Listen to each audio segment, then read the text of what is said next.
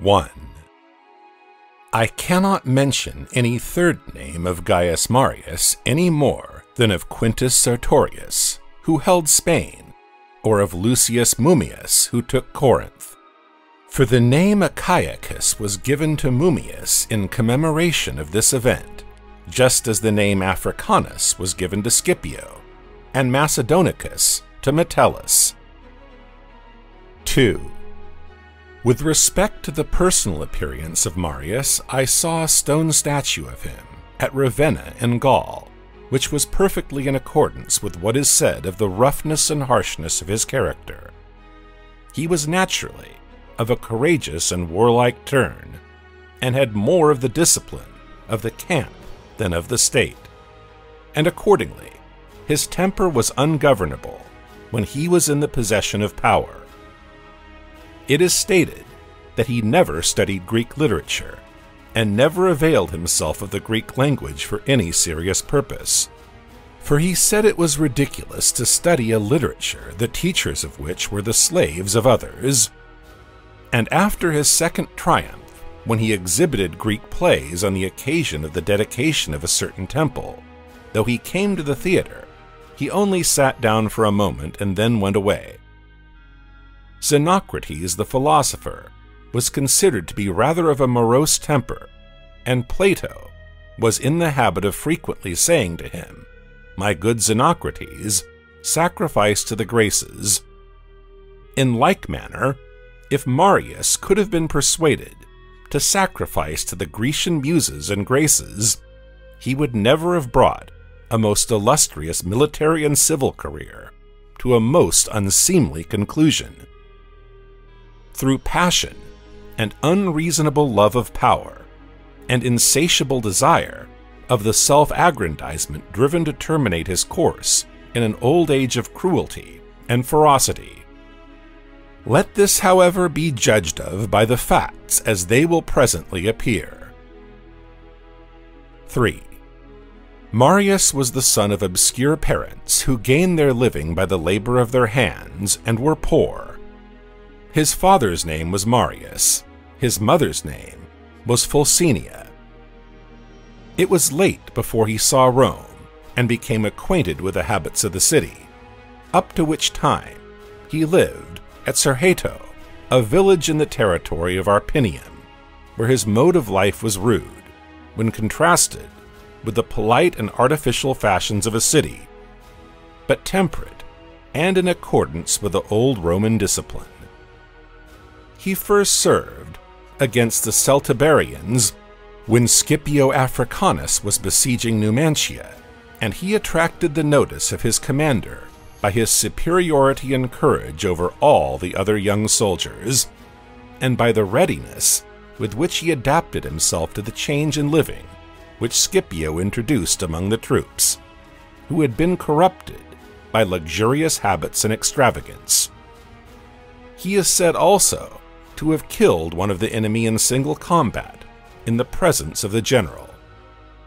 Accordingly, Marius received from Scipio various honorable distinctions, and on one occasion after supper, when the conversation was about generals, and one of the company, either because he really felt a difficulty or merely wished to flatter Scipio, asked him where the Roman people would find such another leader and protector when he was gone. Scipio, with his hand, gently touched the shoulder of Marius, who was reclining next to him, and said, "Perhaps here." So full of promise was the young Marius, and so discerning was the judgment of Scipio. 4. Now it is said that Marius, mainly encouraged by these words, which he viewed as a divine intimation, entered on a political career, and obtained the tribuneship, in which he was assisted by Caecilius Metellus, of whose house the family of Marius had long been an adherent. During his tribuneship, Marius proposed a law on the mode of voting, which apparently tended to deprive the nobles of their power in the judicia. The measure was opposed by Cotta, the consul, who persuaded the Senate to resist the proposed law, and to summon Marius to account for his conduct. The decree proposed by Cotta was drawn up, and Marius appeared before the Senate. But so far from being disconcerted, as a young man might naturally be, who without any advantages had just stepped into public life, he already assumed the tone which his subsequent exploits authorized, and threatened to carry off Cotta to prison if he did not rescind the decree. Upon Cotta turning to Metellus and asking his opinion, Metellus arose and supported the consul. But Marius, sending for the officer who was outside of the house, ordered him to carry off Metellus himself to prison. Metellus appealed to the rest of the tribunes without effect, and the Senate yielded and abandoned the decree. Marius now triumphantly came before the popular assembly and got his law ratified, having proved himself to be a man unassailable by fear, not to be diverted from his purpose by any motive of personal respect, and a formidable opponent to the Senate by his measures, which were adapted to win the public favor. But he soon gave people reason to change their opinion, for he most resolutely opposed a measure for the distribution of corn among the citizens, and succeeding in his opposition, he established himself in equal credit with both parties, as a man who would do nothing to please either, if it were contrary to the public interest. 5. After the tribuneship, he was a candidate for the greater aedileship. Now there are two classes of aedileships. One which derives its name, curule, from the seats with curved feet on which the aediles sit when they discharge their functions. The other, the inferior, is called the plebeian aedileship. When they have chosen the higher aediles, they then take the vote again for the election of the others. Now, as Marius was manifestly losing in the votes for the curule aedileship, he forthwith changed about and became a candidate for the other aedileship. But this was viewed as an audacious and arrogant attempt, and he failed in his election. But though he thus met with 2 repulses in one day, which never happened to any man before, he did not abate one tittle of his pretensions. For no long time after, he was a candidate for a praetorship, in which he narrowly missed a failure, being the last of all who were declared to be elected, and he was prosecuted for bribery. What gave rise to most suspicion was the fact that a slave of Cassius Sabico was seen within the septa, mingled with the voters, for Sabico was one of the most intimate friends of Marius. Accordingly, Sabico was cited before the judices. He explained the circumstance by saying that the heat had made him very thirsty, and he called for a cup of cold water, which his slave brought to him within the septa, and left it as soon as he had drunk the water.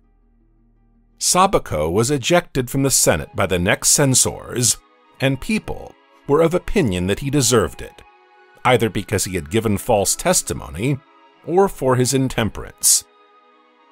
Gaius Marius also was summoned as a witness against Marius, but he declared that it was contrary to established usage to give testimony against a client, and that patrons, for this is the name that the Romans give to protectors, were legally excused from this duty, and that the parents of Marius and Marius himself originally were clients of his house.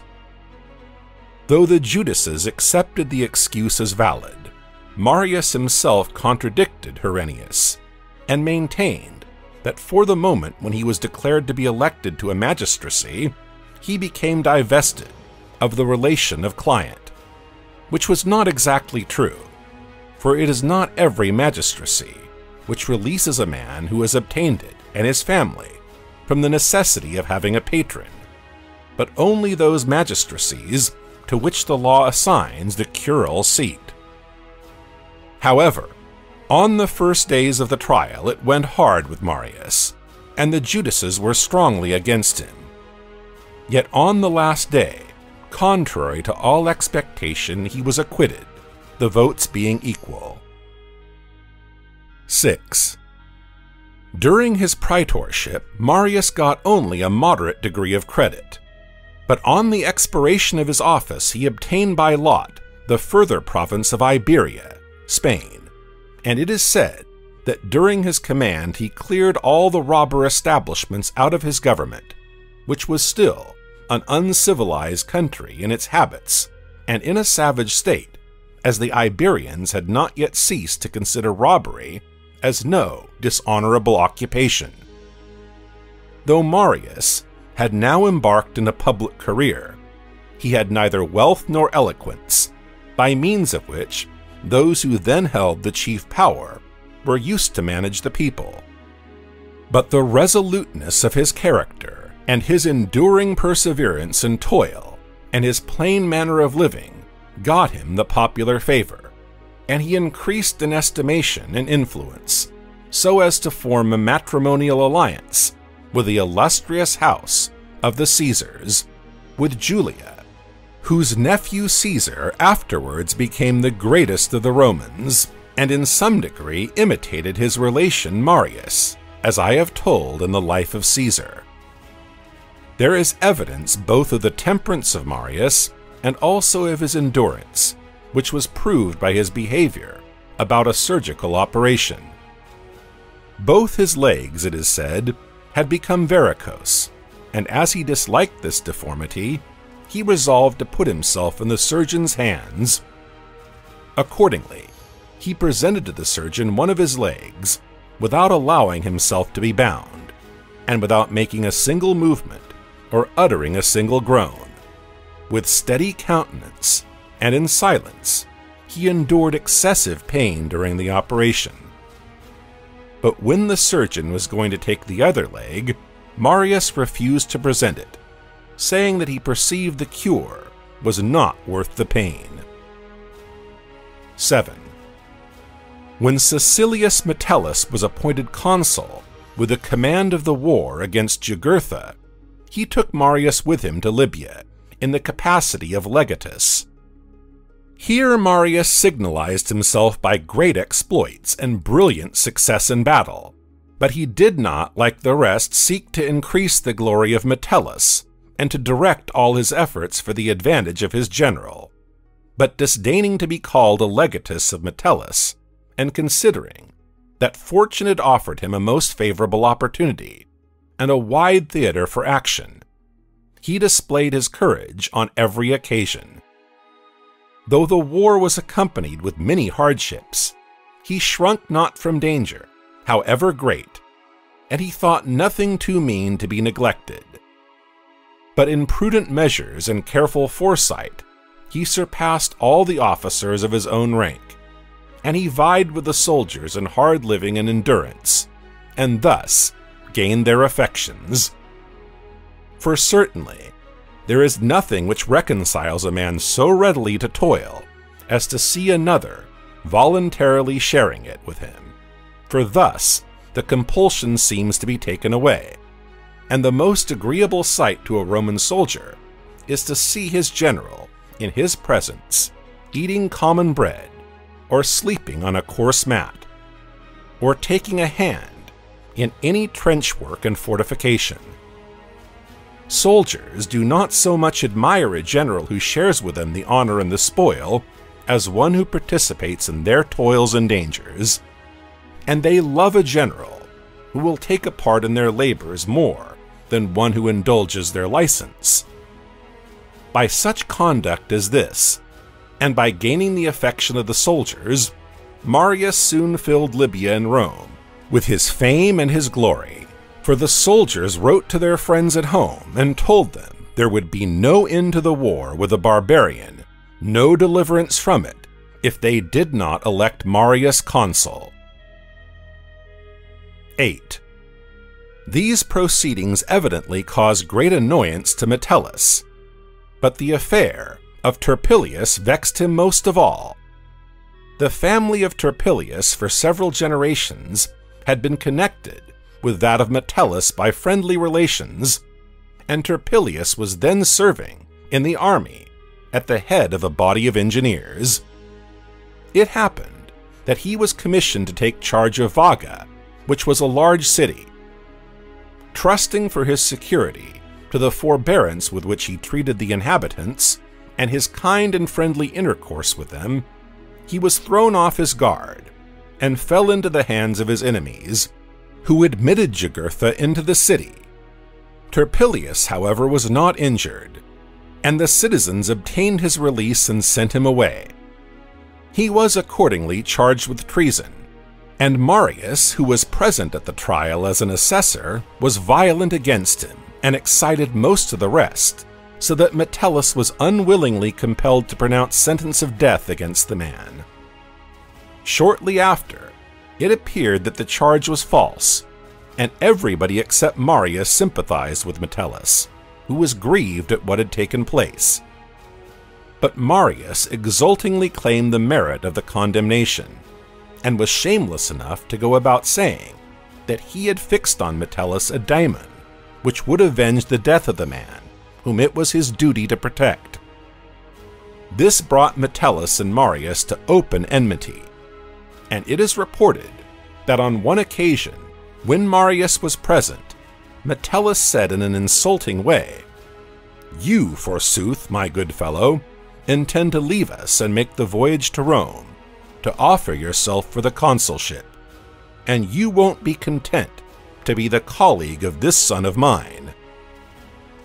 Now the son of Metellus was at that time a very young man.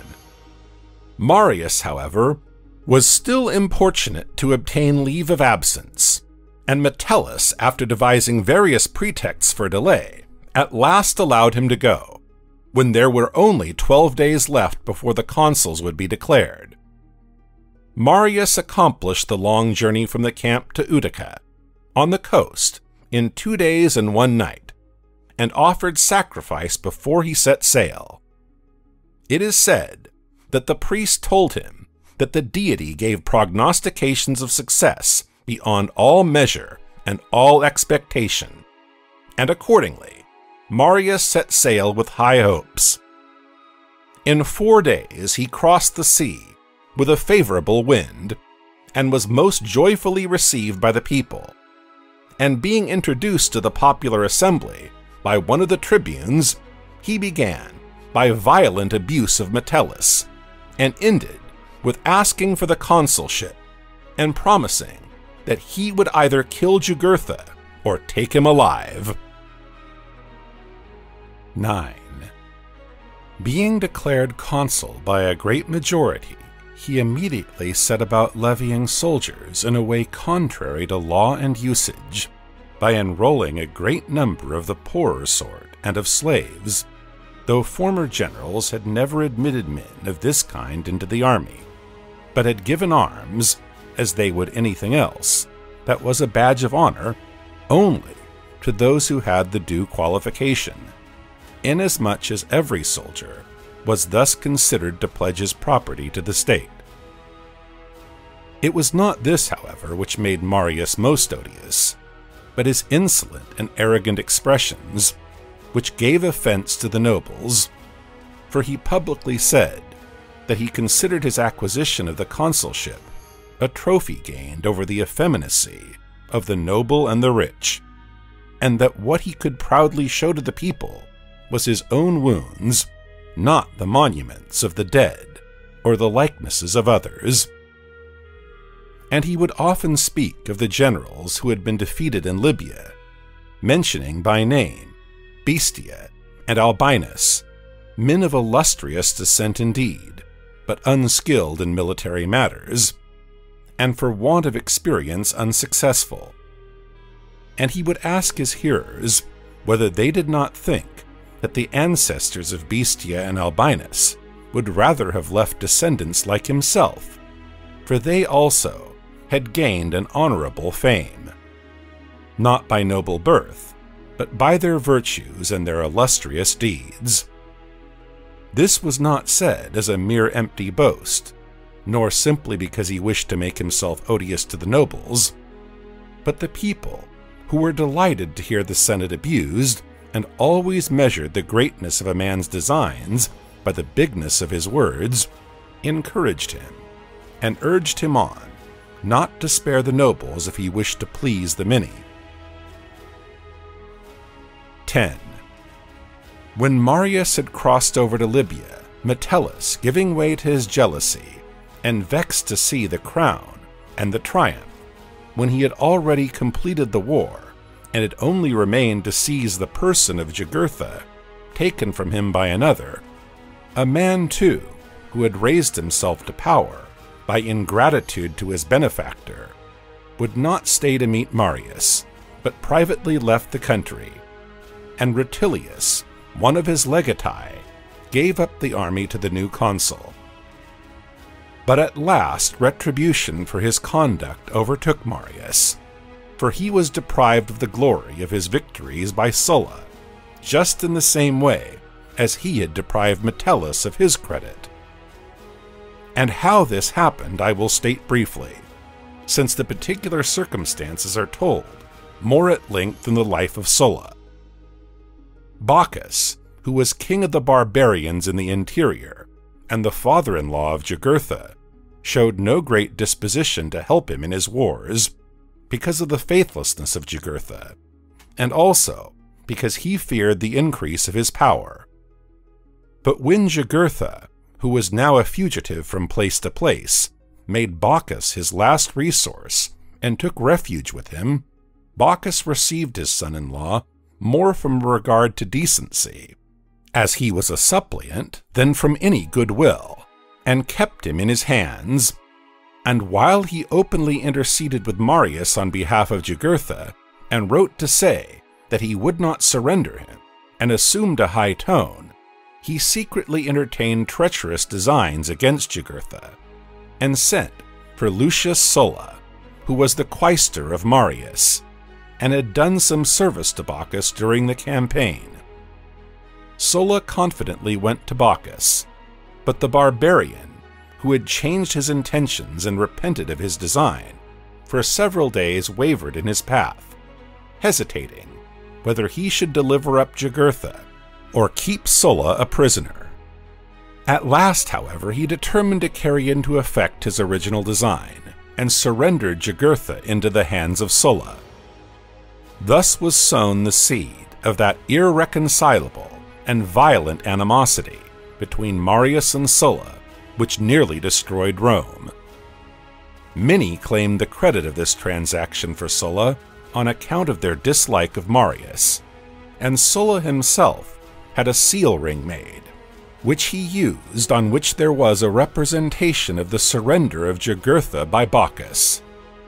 By constantly wearing this ring, Sulla irritated Marius, who was an ambitious and quarrelsome man, and could endure no partner in his glory.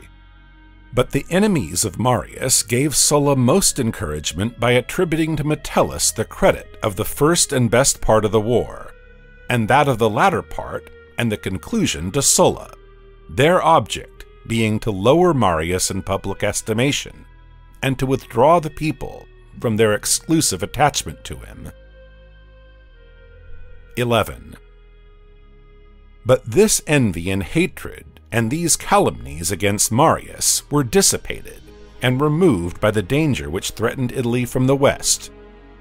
As soon as the state saw that she needed a great commander, and had to look about for a pilot whose skill should save her from such a torrent of foes, for no one would allow any of the men of noble birth or wealthy families to offer themselves at the comitia, and Marius, in his absence from Rome, was declared consul.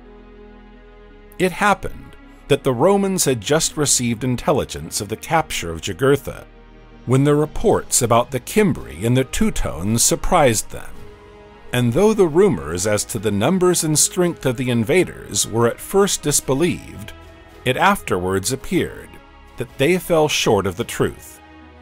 300,000 armed fighting men were advancing, bringing with them a much larger number of women and children, in quest of land, to support so mighty a multitude, and of cities to dwell in, after the example of the Celtae before them, who took the best part of Italy from the Turini and kept it. As these invaders had no intercourse with other nations, and had traversed an extensive tract of country, it could not be ascertained who they were or where they issued from to descend upon Gaul and Italy like a cloud.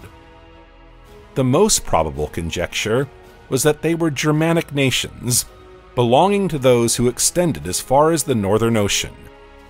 And this opinion was founded on their great stature, their blue eyes, and on the fact that the Germans designate robbers by the name of Cimbri. Others thought that Celtica extended in a wide and extensive tract from the external sea and the subarctic regions to the rising sun and the lake Maeotis, where it bordered on Pontic Scythia, and it was from this region, as they supposed, where the tribes are mingled, that these invaders came, and that they did not advance in one expedition, nor yet uninterruptedly, but that every spring they moved forwards, fighting their way, till in the course of time they traversed the whole continent. Accordingly, while the barbarians had several names according to their respective tribes, they designated the whole body by the name of Celto-Scythians. But others say that the Cimmerians, with whom the ancient Greeks were first acquainted, were no large portion of the whole nation, but merely a tribe, or faction, that was driven out by the Scythians and passed into Asia from the lake Maeotis, under the command of Lygdamus. They further say that the chief part of the Scythian nation, and the most warlike part, lived at the very verge of the continent, on the coast of the external sea, in a tract shaded, woody, and totally sunless, owing to the extent and closeness of the forests, which reached into the interior as far as the Hercyni. And with respect to the heavens, their position was in that region where the pole, having a great elevation owing to the inclination of the parallels, appears to be only a short distance from the spectator's zenith, and the days and nights are of equal length, and share the year between them, which furnished Homer with the occasion for his story of Ulysses visiting the ghosts. From these parts, then, some suppose that these barbarians came against Italy, who were originally Cimmeri, but then not inappropriately called Cimbri. But all this is rather founded on conjecture than on sure historical evidence. As to the numbers of the invaders, they are stated by many authorities as above rather than below the amount that has been mentioned. But their courage and daring made them irresistible, and in battle they rushed forward with the rapidity and violence of fire, so that no nations could stand their attack, but all the people that came in their way became their prey and booty, and many powerful Roman armies with their commanders, which were stationed to protect Gaul north of the Alps, perished ingloriously. And indeed, these armies, by their unsuccessful resistance, mainly contributed to direct the course of the enemy against Rome. For when they had defeated those who opposed them and got abundance of booty, they determined not to settle themselves permanently anywhere till they had destroyed Rome and ravaged Italy. 12. Hearing this news from many quarters, the Romans called Marius to the command, and he was elected consul the second time, though it was contrary to a positive law for a man in his absence, and without a certain interval of time, to be elected again.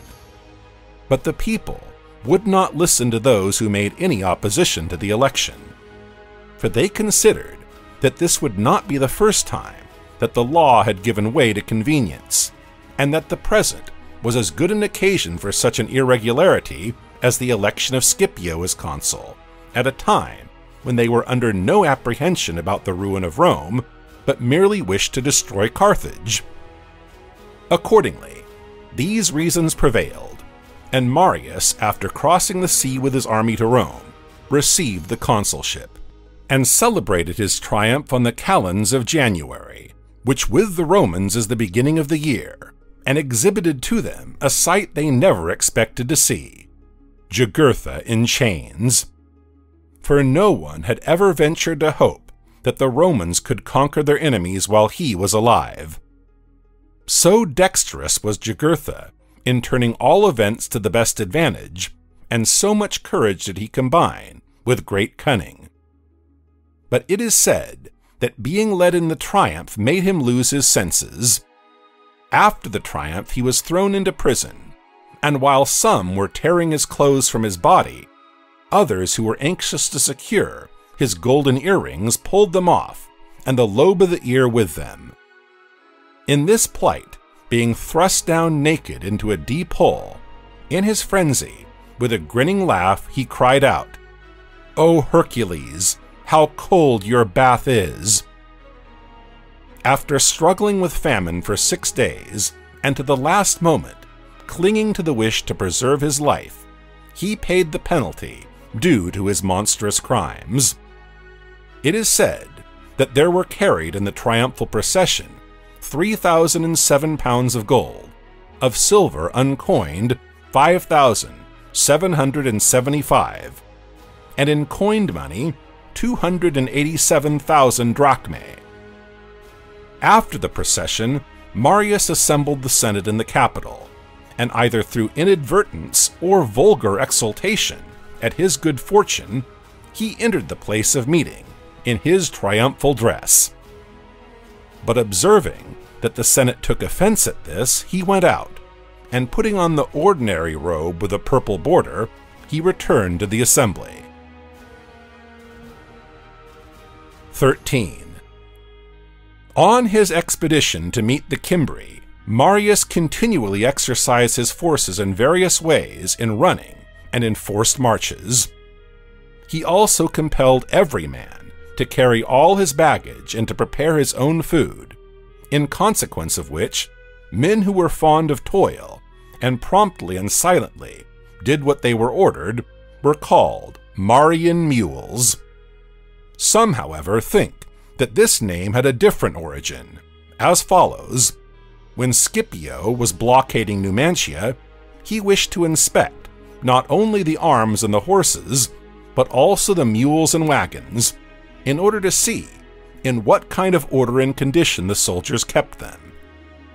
Marius accordingly produced his horse, which he had kept in excellent condition with his own hand, and also a mule, which for good appearance, docility, and strength far surpassed all the rest. The general was much pleased with the beasts of Marius, and often spoke about them, which gave rise to the scoffing epithet of Marian mule, when the subject of commendation was a persevering, enduring, and labor-loving man. 14. Marius was favored by a singular piece of good fortune, for there was a reflux in the course of the barbarians, and the torrent flowed towards Iberia before it turned to Italy, which gave Marius time to discipline the bodies of his men, and to confirm their courage. And what was most of all, it gave the soldiers an opportunity of knowing what kind of a man their general was. For the first impression created by his sternness and by his inexorable severity in punishing was changed into an opinion of the justice and utility of his discipline, when they had been trained to avoid all cause of offense and all breach of order. And the violence of his temper, the harshness of his voice, and ferocious expression of his countenance, when the soldiers became familiarized with them, appeared no longer formidable to them, but only terrific to their enemies. But his strict justice in all matters that came before him for judgment pleased the soldiers most of all. And of this the following instance is mentioned. Gaius Lucius, who was a nephew of Marius, and was an officer in the army, was in other respects a man of no bad character, but fond of beautiful youths. this Gaius conceived a passion for one of the young men who served under him, by name Trebonius, and had often ineffectually attempted to seduce him. At last, Gaius one night sent a servant with orders to bring Trebonius. The young man came, for he could not refuse to obey the summons, and was introduced into the tent. But when Gaius attempted to use violence towards him, he drew his sword and killed him. Marius was not present when this happened, but on his arrival he brought Trebonius to trial. There were many to join in supporting the accusation, and not one to speak in his favor. But Trebonius boldly came forward and told the whole story, and he produced witnesses who proved that he had often resisted the importunities of Lucius, and that though great offers had been made, he had never prostituted himself. On which Marius, admiring his conduct, ordered a crown to be brought, such as was conferred for noble deeds, according to an old Roman fashion. And he took it, and put it on the head of Trebonius as a fit reward for so noble an act, at a time when good examples were much needed. The news of this, reaching Rome, contributed in no small degree to the consulship being conferred on Marius for the third time. The barbarians also were expected about the spring of the year, and the Romans did not wish to try the issue of a battle with them under any other commander. However, the barbarians did not come so soon as they were expected, and the period of the consulship of Marius again expired. As the comitia were at hand, and his colleague had died, Marius came to Rome, leaving Manius Aquilius in the command of the army. There were many candidates of great merit for the consulship, but Lucius Saturninus, one of the tribunes, who had most influence with the people, was gained over by Marius, and in his harangues he advised them to elect Marius consul. Marius indeed affected to decline the honor, and begged to be excused. He said he did not wish for it, on which Saturninus called him a traitor to his country for refusing the command at so critical a time. Now, though it was apparent that Saturninus was playing a part at the bidding of Marius, and in such a way that nobody was deceived, still, the many, seeing that the circumstances required a man of his energy and good fortune, voted for the fourth consulship of Marius, and gave him, for a colleague, Catulus Lutatius, a man who was esteemed by the nobility and not disliked by the people. 15. Marius, hearing that the enemy was near, quickly crossed the Alps and established a fortified camp near the river Rhodanus, Rhone, which he supplied with abundance of stores, that he might not be compelled against his judgment to fight a battle for want of provisions. The conveyance of the necessary stores for the army, which hitherto was tedious and expensive on the side of the sea, he rendered easy and expeditious. The mouths of the Rhodanus, owing to the action of the waves, received a great quantity of mud and sand, mixed with large masses of clay, which were formed into banks by the force of the water, and the entrance of the river was thus made difficult and laborious, and shallow for the vessels that brought supplies. As the army had nothing to do, Marius brought the soldiers here, and commenced a great cut, into which he diverted a large part of the river, and by making the new channel terminate at a convenient point on the coast, he gave it a deep outlet, which had water enough for large vessels, and was smooth and safe against wind and wave. This cut still bears the name of Marius. The barbarians had now divided themselves into two bodies, and it fell to the lot of the Cimbri to march through the country of the Nerisi over the high land against Catulus, and to force that passage. The Teutones and Ambrones were to march through the Ligurian country along the sea to meet Marius. Now on the part of the Cimbri, there was some loss of time and delay, but the Teutones and Ambrones set out forthwith, and speedily traversing the space which separated them from the Romans, they made their appearance in numbers countless, hideous in aspect, and in language and the cries they uttered, unlike any other people. They covered a large part of the plain, where they pitched their tents and challenged Marius to battle. 16. Marius cared not for all this, but he kept his soldiers within their entrenchments, and severely rebuked those who made a display of their courage, calling such as through passion were eager to break out and fight, traitors to their country. He said it was not triumphs or trophies which should now be the object of their ambition, but how they should ward off so great a cloud and tempest of war, and secure the safety of Italy. This was the way in which he addressed the commanders in particular, and the officers. The soldiers he used to station on the rampart in turns, and bid them look at the enemy, and thus he accustomed them to the aspect of the barbarians and their strange and savage shouts, and to make themselves acquainted with their armor and movements, so that in course of time what appeared formidable to their imagination would become familiar by being often seen. For it was the opinion of Marius that mere strangeness adds many imaginary dangers to real danger, but that through familiarity even real dangers lose their terrors. Now the daily sight of the enemy not only took away somewhat of the first alarm, but the threats of the barbarians and their intolerable arrogance roused the courage of the Roman soldiers and inflamed their passions, for the enemy plundered and devastated all the country around, and often attacked the ramparts with much insolence and temerity, so that the words and indignant expressions of the soldiers were repeated to Marius. The soldiers asked if Marius had discovered any cowardice in them, that he kept them from battle, like women under lock and key. Why should we not, like free men, ask him whether he is waiting for others to fight for Italy, and intends to employ us always as laborers when there may be occasion to dig canals to clear out mud and to divert the course of rivers?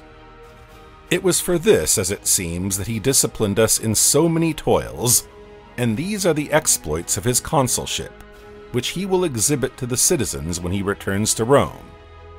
Does he fear the fate of Carbo and Scipio, who were defeated by the enemy? But they were far inferior to Marius in reputation and merit, and they were at the head of much inferior armies, and it is better to do something, even if we perish like them, than to sit here and see the lands of our allies plundered. 17. Marius, who was pleased to hear such expressions as these, pacified the soldiers by saying that he did not distrust them, but was waiting for the time and the place of victory, pursuant to certain oracles. And in fact, he carried about with him in a litter, with great tokens of respect, a Syrian woman named Martha, who was said to possess the gift of divination, and he sacrificed, pursuant to her directions. This woman had formerly applied to the Senate, and offered to foretell future events, but her proposal was rejected. Having got access to the women, she allowed them to make trial of her skill, and especially on one occasion, when she sat at the feet of the wife of Marius, she was successful in foretelling what gladiators would win, and this led to her being sent to Marius, who was much struck with her skill. She generally accompanied the army in a litter, and assisted at the sacrifices in double purple robe, fastened with a clasp, and carrying a spear, wreathed with ribbons and chaplets. This exhibition made many doubt whether Marius produced the woman in public because he really believed in her, or whether he merely pretended to do so, and played a part in the matter. But the affair of the vultures which Alexander of Myndus has related is certainly wonderful. 2 vultures were always seen hovering about the army before a victory, and accompanying it. They were known by brass rings round their necks, for the soldiers had caught the birds, and after putting on the rings had let them go. Ever after this time, as the soldiers recognized the birds, they saluted them, and whenever the birds appeared on the occasion of the army moving, the soldiers rejoiced as they were confident of success. Though there were many signs about this time, all of them were of an ordinary kind, except what was reported from Ameria and Tudor, 2 towns of Italy, where at night there was the appearance in the heavens of fiery spears and shields, which at first moved about in various directions, and then closed together, exhibiting the attitudes and movements of men in battle. At last part gave way, and the rest pressed on in pursuit, and all moved away to the west. It appeared that about the same time, Bataix, the priest of the Great Mother, came from Picenus and reported that the goddess from her shrine had declared to him that victory and the advantage in war would be on the side of the Romans. The Senate accepted the announcement and voted a temple to be built to the goddess in commemoration of the anticipated victory. But when Bataix presented himself to the popular assembly with the intention of making the same report there, Aulus Pompeius, one of the tribunes, stopped him, calling him an impostor, and contumeliously driving him from the rostra, which, however, contributed to gain most credit for the man's assertions. For on the separation of the assembly, Aulus had no sooner returned to his house than he was seized with so violent a fever that he died within 7 days, and the matter was notorious all through Rome, and the subject of much talk. 18. Now Marius keeping quiet, the Teutones attempted to storm his camp, but as many of them were struck by the missiles from the rampart, and some lost their lives, they resolved to march forward with the expectation of safely crossing the Alps. Accordingly, taking their baggage, they passed by the Roman camp. Then indeed, some notion could be formed of their numbers by the length of their line and the time which they took to march by, for it is said that they continued to move past the encampment of Marius for 6 days without interruption. As they passed along, they asked the Romans with a laugh if they had any message to send to their wives, for they should soon be with them. When the barbarians had marched by and advanced some distance, Marius also broke up his camp and followed close after them, always halting near the enemy, but carefully fortifying his camp and making his position strong in front, so that he could pass the night in safety. Thus advancing, the 2 armies came to the Aquae Sextae, from which a short march would bring them into the region of the Alps. Accordingly, Marius prepared for battle here, and he selected a position which was strong enough but ill supplied with water, with a view, as it is said, of thereby exciting his soldiers to come to an engagement. However this may be, when some of them were complaining, and saying they should suffer from thirst, he pointed to a stream which ran near the barbarian camp, and said they might get drink from there, but the price was blood. Why then, they replied, don't you forthwith lead us against the enemy, while our blood is still moist? Marius calmly replied, we must first secure our camp. 19. The soldiers obeyed unwillingly.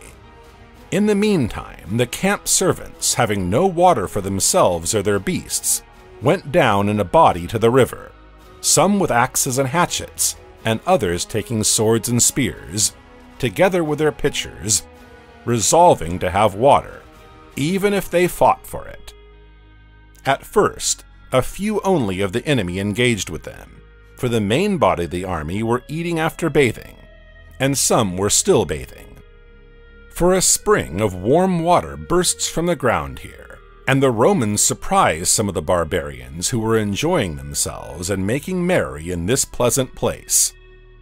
The shouts brought more of the barbarians to the spot, and Marius had great difficulty in checking his men any longer, as they were afraid they should lose their slaves and the bravest part of the enemy, who had formerly defeated the Romans under Manilius and Scipio. These were the Ambrones, who were above 30,000 in number, had sprung up and were running to their arms. Though full of food and excited and inflamed with wine, they did not advance in disorderly or frantic haste, nor utter confused shouts, but striking their arms to a certain measure and advancing all in regular line, they often called out their name, Ambrones, either to encourage one another or to terrify the Romans by this announcement. The Ligurians, who were the first of the Italic people to go down to battle with them, hearing their shouts and understanding what they said, responded by calling out their old national name, which was the same, for the Ligurians also call them Ambrones when they refer to their origin. Thus the shouts were contained on both sides before they came to close quarters, and as the respective commanders joined in the shouts, and at first vied with one another, which should call out loudest, the cries stimulated and roused the courage of the men. Now the Ambrones were separated by the stream, for they could not all cross and get into order of battle before the Ligurians, who advanced at a run, fell on the first ranks, and began the battle. And the Romans, coming up to support the Ligurians and rushing on the barbarians from higher ground, broke their ranks and put them to flight. Most of the Ambrones were cut down in the stream, where they were crowded upon one another, and the river was filled with blood and dead bodies. And those who made their way across, not venturing to face about, were smitten by the Romans till they reached their camp and the wagons in their flight.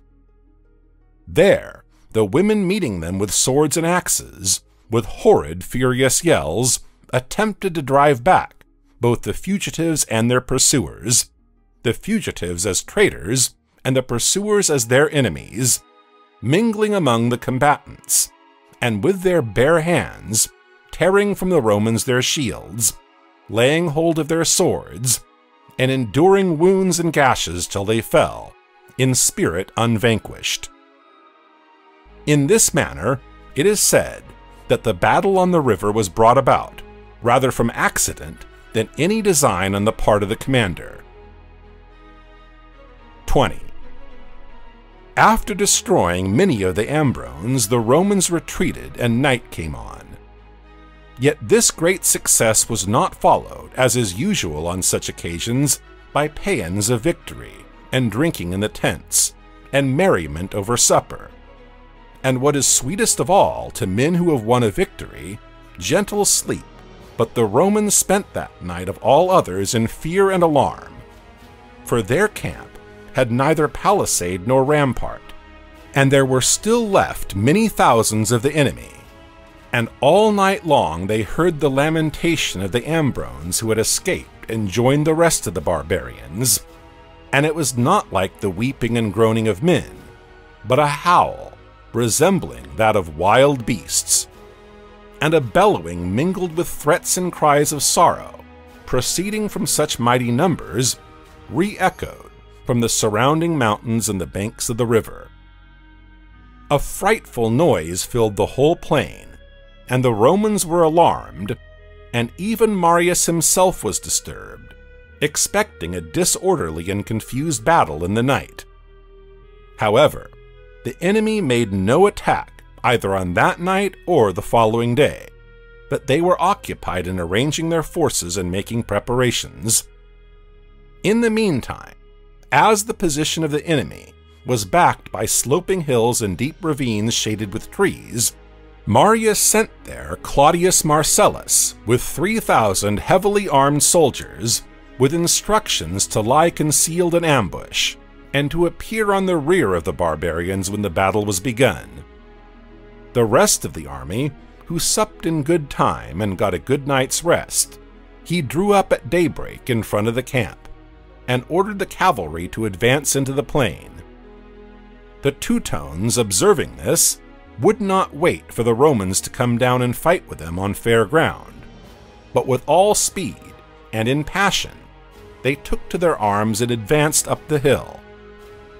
Marius sent his officers to every part of the army, with orders to the soldiers to stand firm in their ranks till the enemy came within the reach of their spears, which they were to discharge, and then to draw their swords, and drive against the barbarians with their shields, for as the ground was unfavorable to the enemy, their blows would have no force, and their line no strength, owing to the unevenness of the surface, which would render their footing unstable and wavering. The advice which he gave to his soldiers he showed that he was the first to put in practice, for in all martial training Marius was inferior to none, and in courage he left all far behind him. 21. The Romans, accordingly awaiting the enemy's attack and coming to close quarters with them, checked their advance up the hill, and the barbarians, being hard pressed, gradually retreated to the plain. And while those in the van were rallying on the level ground, there was a shout and confusion in the rear. For Marcellus had not let the critical moment pass by, but when the shouts rose above the hills, bidding his men spring from their ambush at a rapid pace, and with loud shouts, he fell on the enemy's rear, and began to cut them down. Those in the rear communicating the alarm to those in front of them put the whole army into confusion, and after sustaining this double attack for no long time, they broke their ranks and fled. In the pursuit, the Romans took prisoners and killed to the number of above 100,000. They also took their tents, wagons, and property, all which, with the exception of what was pilfered, was given to Marius by the unanimous voice of the soldiers. But though he received so magnificent a present, it was thought that he got nothing at all proportioned to his services, considering the magnitude of the danger.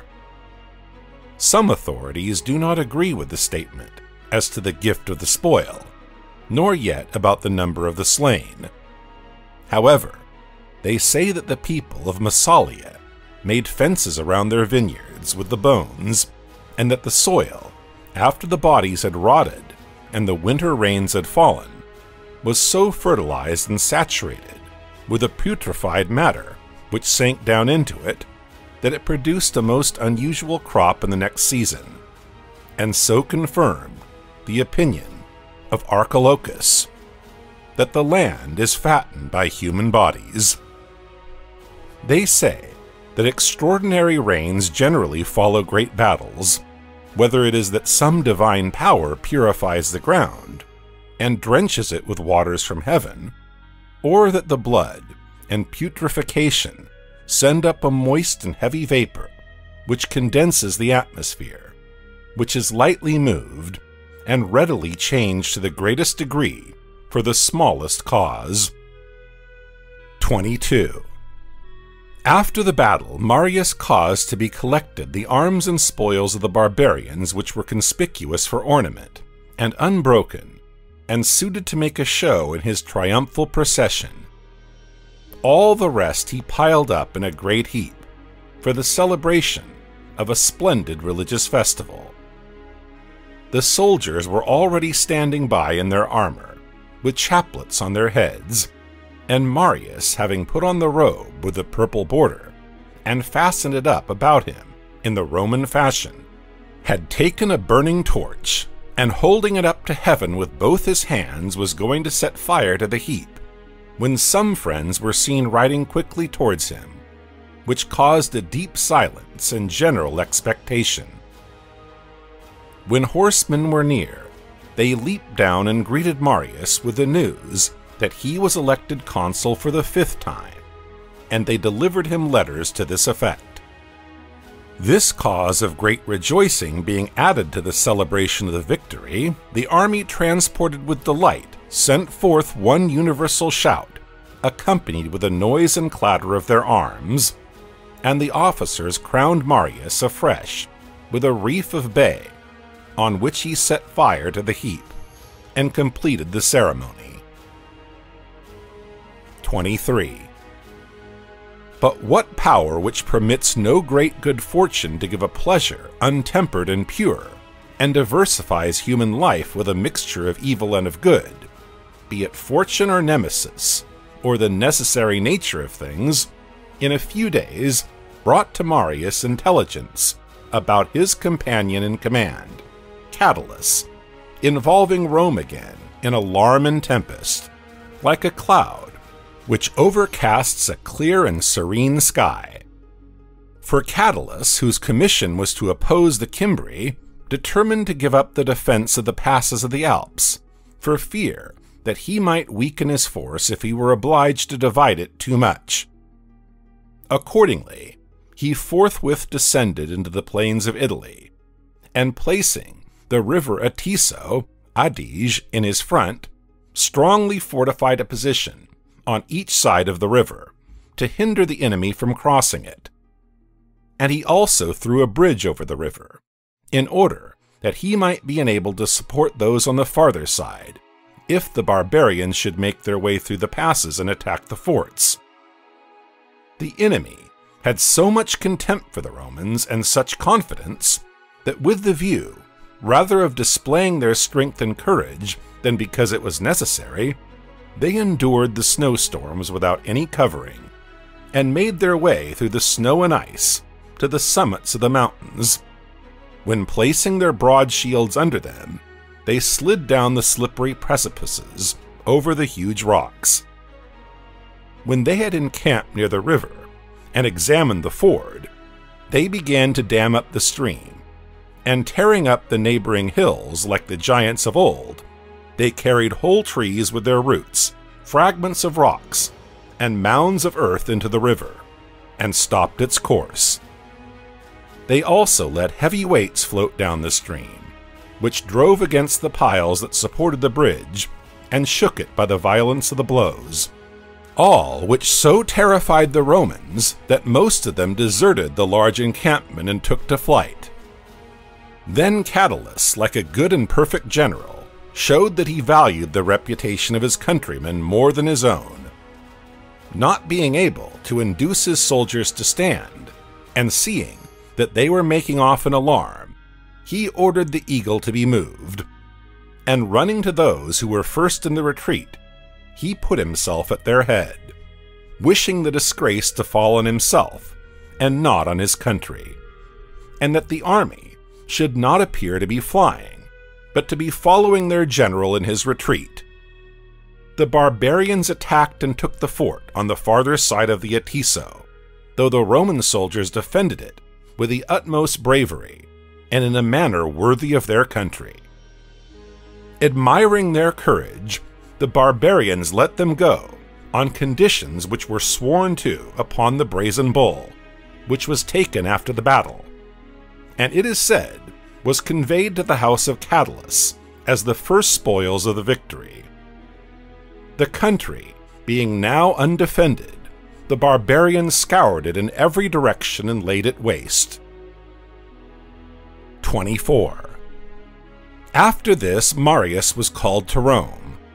On his arrival, it was generally expected that he would celebrate his triumph, and the Senate had without any hesitation voted him one. But he refused it, either because he did not wish to deprive his soldiers and his companions in arms of the honor that was due to them, or because he wished to give the people confidence in the present emergency by entrusting to the fortune of the state the glory of his first victory, with a confident hope that she would return it to him, ennobled by a second. Having said what was suitable to the occasion, he set out to join Catulus, whom he encouraged, and at the same time he summoned his soldiers from Gaul. On the arrival of the troops, Marius crossed the Eridanus, Po, and endeavored to keep the barbarians from that part of Italy, which lay south of the river. The Cimbri declined a battle, because, as they said, they were waiting for the Teutones, and wondered they were so long in coming. But it is doubtful whether they were still really ignorant of their destruction or merely pretended not to believe it. However, they handled most cruelly those who brought the report of the defeat, and they sent to Marius to demand land for themselves and their brethren, and a sufficient number of cities for their abode.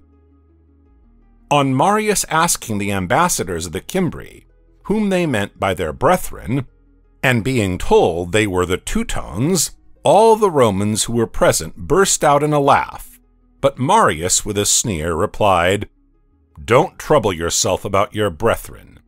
They have land, and they shall have it forever, for we have given it to them."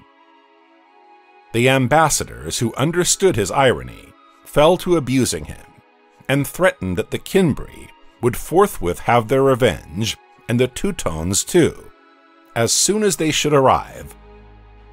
"They are here already," said Marius, "and it won't be right for you to go before you have embraced your brethren."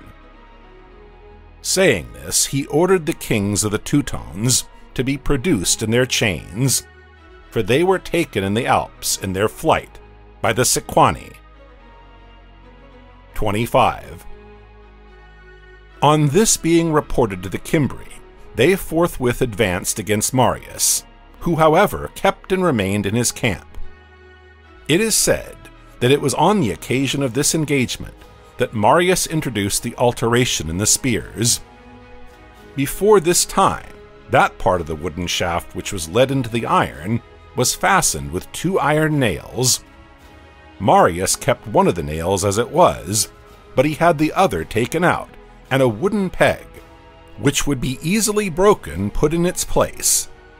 The design being that the spear, when it had struck the enemy's shield, should not remain straight, for when the wooden nail broke, the iron head would bend, and the spear, owing to the twist in the metal part, would still hold to the shield, and so drag along the ground. Now Borix, the king of the Cimbri, with a very few men about him, riding up to the camp, challenged Marius to fix a day and place, and to come out and settle the claim to the country by a battle. Marius replied that the Romans never took advice of their enemies as to fighting. However, he would gratify the Cimbri in this matter, and accordingly, they agreed on the 3rd day from the present, and the battlefield was to be the plain of Versailles, which was suited for the Roman cavalry, and would give the Cimbri full room for their numbers. When the appointed day came, the Romans prepared for battle with the enemy. Catulus had 22,300 men, and Marius 32,000, which were distributed on each flank of Catulus, who occupied the center, as Sulla has recorded, who was in the battle. Sulla also says that Marius expected that the line would be engaged chiefly at the extremities and on the wings, and with the view of appropriating the victory to his own soldiers, and that Catulus might have no part in the contest, and not come to close quarters with the enemy. He took advantage of the hollow front of the center, which usually results when the line is extended, and accordingly divided and placed his forces as already stated. Some writers say that Catulus himself also made a statement to the like effect in his apology about the battle, and accused Marius of want of good faith to him. The infantry of the Cimbri marched slowly from their fortified posts in a square, each side of which was 30 stadia. The cavalry, 15,000 in number, advanced in splendid style, wearing helmets which resembled in form the open mouths of frightful beasts and strange-shaped heads, surmounted by lofty crests of feathers, which made them appear taller. They had also breastplates of iron and white glittering shields. Their practice was to discharge 2 darts, and then, closing with the enemy, to use their large heavy swords. 26. On this occasion, the enemy's cavalry did not advance straight against the Romans, but deviating to the right, they attempted to draw the Romans little by little in that direction, with a view of attacking them when they had got them between themselves and their infantry, which was on the left.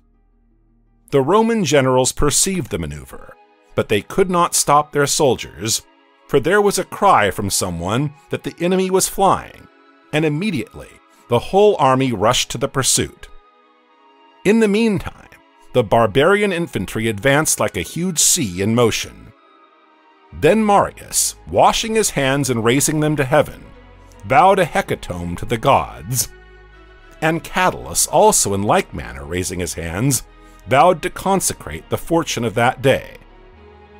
It is said that when Marius had sacrificed and had inspected the victims, he cried out with a loud voice, "Mine is the victory." When the attack had commenced, an incident happened to Marius which may be considered as a divine retribution, as Sulla says. An immense cloud of dust being raised, as was natural, and having covered the two armies, it happened that Marius, rushing to the pursuit with his men after him, missed the enemy, and being carried beyond their line, was for some time in the plain, without knowing where he was. But it happened that the barbarians closed with Catulus, and the struggle was with him and his soldiers chiefly, among whom Sulla says that he himself fought. He adds that the heat aided the Romans, and the sun, which shone full in the face of the Cimbri. For the barbarians were well inured to cold, having been brought up in forests, as already observed, and a cool country, but they were unnerved with the heat, which made them sweat violently and breathe hard, and put their shields before their faces. For the battle took place after the summer solstice, and according to the Roman reckoning, 3 days before the new moon of the month, now called Augustus, but then Sextilis. The dust also which covered their enemies helped to encourage the Romans, for they did not see their number at a distance, but running forward they engaged severally, man to man with the enemy, without having been alarmed by the sight of them. And so well were the bodies of the Romans inured to toil and exertion, that not one of them was seen to sweat or pant, though the heat was excessive, and they came to the shock of battle, running at full speed, as Catulus is said to have reported, to the honor of his soldiers. 27. Now the greater part of the enemy and their best soldiers were cut to pieces in their ranks, for in order to prevent the line from being broken, the soldiers of the first rank were fastened together by long chains which were passed through their belts. The fugitives were driven back to their encampments, when a most tragic scene was exhibited. The women, standing on the wagons clothed in black, massacred the fugitives, some their husbands, and others their brothers and fathers, and then strangling their infants they threw them under the wheels and the feet of the beasts of burden, and killed themselves. It is said that one woman hung herself from the end of the pole of a wagon, with her children fastened to her feet by cords, and that the men, not finding any trees near, tied themselves to the horns of the oxen, and some to their feet, and then, goading the animals to make them plunge about, were dragged and trampled till they died. But though so many perished in this manner, above 60,000 were taken prisoners, and the number of those who fell was said to be twice as many. Now all the valuable property became the booty of the soldiers of Marius, but the military spoils and standards and trumpets, it is said, were carried to the tent of Catulus. And Catulus relied chiefly on this as a proof that the victory was gained by his men. A dispute having arisen among the soldiers, as might be expected, some ambassadors from Parma, who were present, were chosen to act as arbitrators, and the soldiers of Catulus, leading them among the dead bodies of the enemy, pointed out that the barbarians were pierced by their spears which were recognized by the marks on them, for Catulus had taken care to have his name cut on the shafts.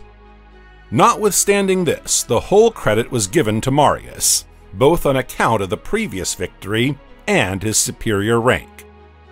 And what was most of all, the people gave him the title of the third founder of Rome, considering that the danger which he had averted was not less than that of the Gallic invasion.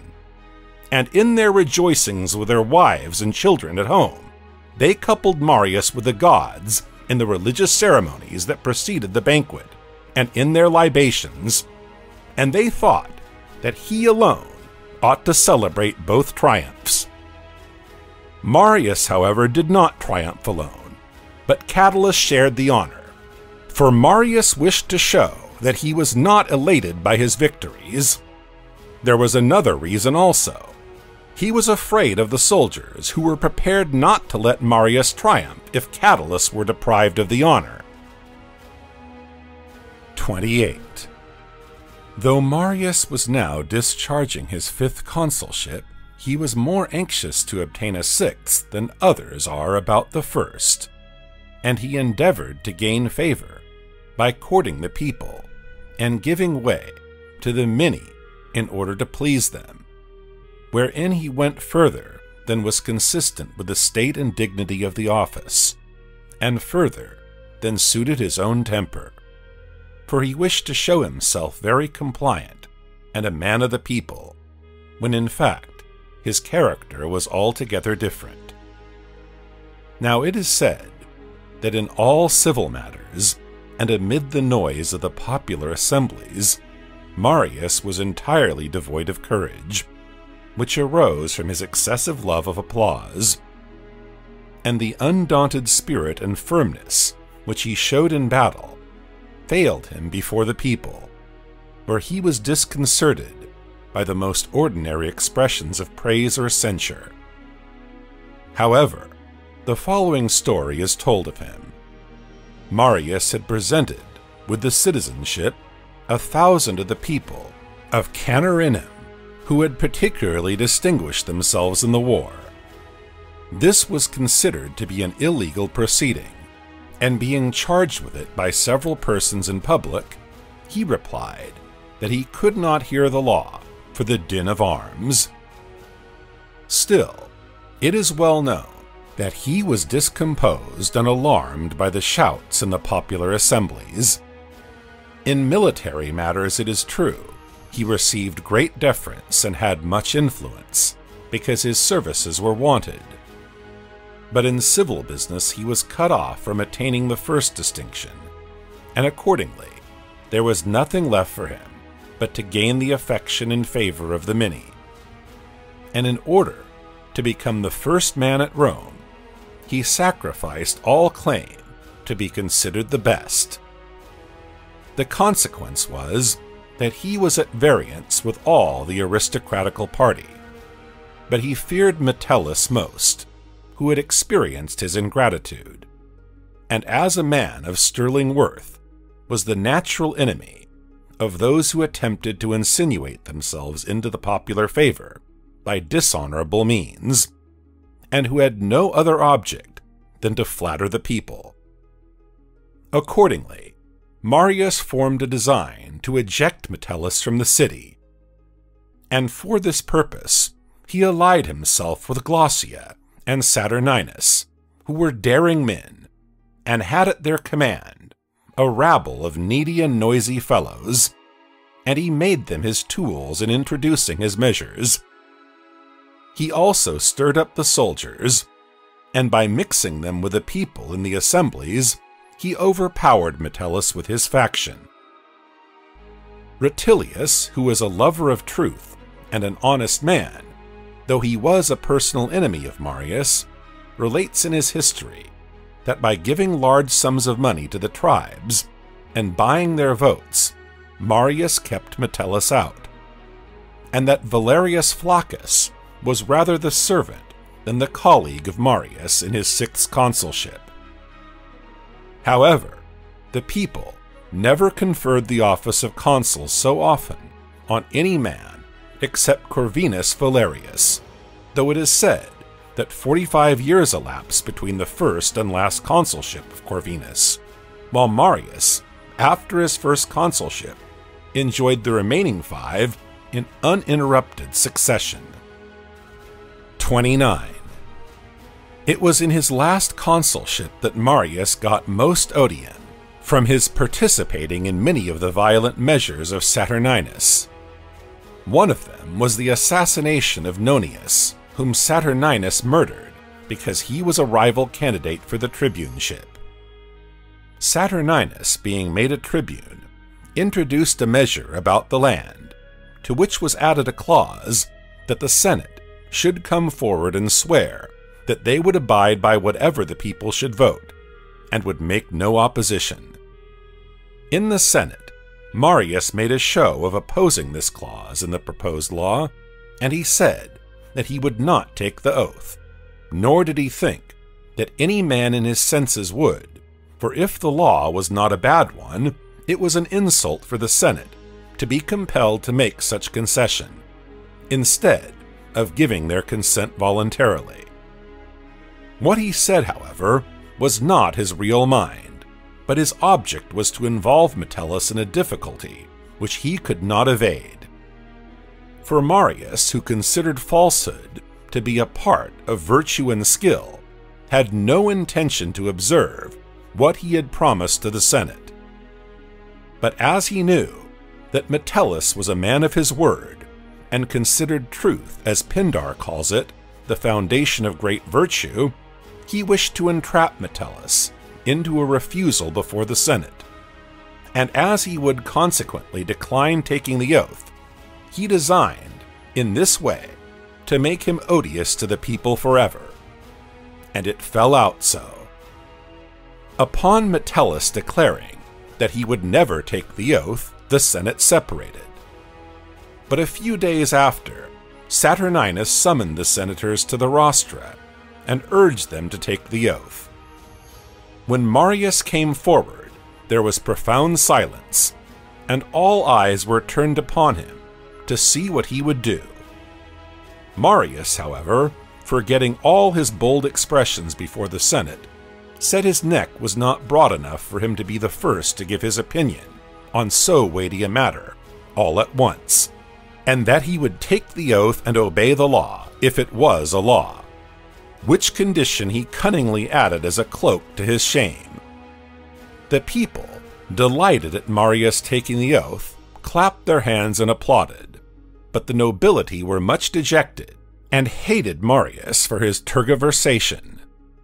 However, all the senators took the oath in order, through fear of the people, till it came to the turn of Metellus, and though his friends urged and entreated him to take the oath, and so to avoid the severe penalties which the law of Saturninus enacted against those who refused, he would not swerve from his purpose or take the oath, but adhering firmly to his principles and prepared to submit to any penalty, rather than do a mean thing, he left the forum, saying to those about him that to do a wrong thing was mean, to act honorably when there was no danger was in any man's power, but that it was the characteristic of a good man to do what was right, even when it was accompanied with risk. Upon this, Saturninus put it to the vote that the consul should proclaim Metellus to be excluded from fire, water, and house, and the most worthless part of the populace was ready to put him to death. Now, all the men of honorable feeling, sympathizing with Metellus, crowded round him, but Metellus would not allow any commotion to be raised on his account, and he quitted the city like a wise and prudent man, saying, "Either matters will mend and the people will change their minds when I shall be invited to return, or if things stay as they are, it is best to be out of the way." What testimonies of affection and respect Metellus received in his exile, and how he spent his time at Rhodes in philosophical studies, will be better told in his life. 30. Now Marius did not perceive what incurable mischief he had done, for in return for the services of Saturninus, he was obliged to wink at his audacious and violent measures, and to remain quiet, while Saturninus was evidently aiming at the supreme power and the subversion of the constitution by force of arms and bloodshed. Between his fear of the disapprobation of the nobles and his wish to retain the favor of the people, Marius was reduced to an act of extreme meanness and duplicity. The first men in the state came to him by night and urged him to act against Saturninus, whom Marius, however, received by another door without their knowledge, and pretending to both parties that he was troubled with a looseness, he went backwards and forwards in the house between the nobles and Saturninus, running first to one and then to the other, and endeavoring to rouse and irritate them mutually. However, when the Senate and the equites began to combine and express their indignation, he drew out the soldiers into the forum, and driving the party of Saturninus to the Capitol, he compelled them to submit for fear of dying of thirst, by cutting off pipes that supplied them with water. The partisans of Saturninus, in despair, called out to Marius and surrendered on the public faith, as the Romans term it. Marius did all he could to save their lives, but without effect, for as soon as they came down to the forum they were massacred. These events made him odious both to the nobles and the people, and when the time for electing censors came, contrary to all expectations, he did not offer himself as a candidate, but allowed men of inferior rank to be elected, fearing he might be rejected. He, however, alleged as an excuse, though it was not true, that he did not wish to make himself many enemies by a rigid scrutiny into their lives and morals. 31. A measure being proposed for recalling Metellus from exile, Marius did all he could to stop it, both by word and deed. But finding his opposition useless, he at last desisted. The people received the proposed measure well, and Marius, who could not endure to see the return of Metellus, set sail for Cappadocia and Galatia, pretending that he wished to make the sacrifices he had vowed to the Great Mother, but in reality having quite a different object in view, which the people never suspected. Marius was naturally ill-suited for times of peace, and for taking a part in civil affairs, as he had attained his position merely by arms, and now, thinking that he was gradually losing his influence and reputation by doing nothing and remaining quiet, he looked out for an opportunity of again being actively employed. He hoped to be able to stir up the kings of Asia and to rouse and stimulate Mithridates, who was supposed to be ready to go to war, in which case he expected to be appointed to take the command against him, and so to fill the city with new triumphs, and his house with Pontic spoils and the wealth of the king. Accordingly, though Mithridates paid him all attention and honor, Marius could not be bent from his purpose or induced to give way. His only answer was, "King, either try to conquer the Romans or obey their orders in silence," an expression which startled the king, who had often heard the language of the Romans, but then, for the first time, heard their bold speech. 32. On his return to Rome, he built a house near the Forum, either, as he gave out, because he did not wish those who paid their respects to him to have the trouble of coming a great distance, or because he thought the distance was the reason why a greater number of persons did not visit his door than that of other persons. The reason, however, was not this, but as Marius was inferior to others in affability of manners and political usefulness, he was neglected, just like an instrument of war in time of peace.